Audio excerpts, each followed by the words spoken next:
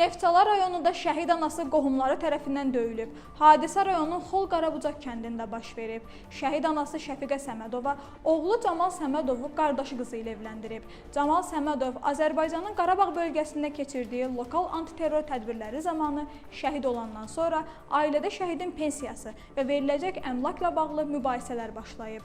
Belə ki, şəhidin atası Vüqar Səmədov oğlunun pensiyası və əmlakın Camal Səmədovun həyat yoldaşı Həcər Səmədovaya qalmasına narazılıq edib və bu barədə ailədə söz-söhbət yaranıb.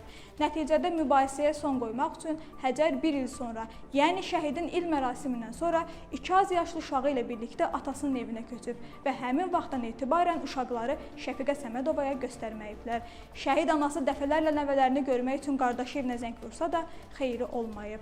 Məcburiyyət qarşısında qalan Şəfiqə Səmədova uşaqları görmək üçün qardaşının evinə gedib. O evə daxil olarkən qardaşı oğlu İlqar şəhid anasını yumruqla vuraraq yıxıb. Qardaş Şahmar Səmədov bacısı Şəfiqə Səmədovanı tutaraq evdən çölə atıb.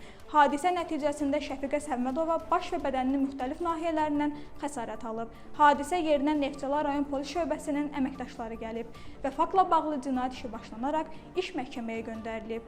Məhkəmədə şəhid ailəsi təqsirləndirilən şəxsi bağışlayıb və ondan şikayətçi olmayıb.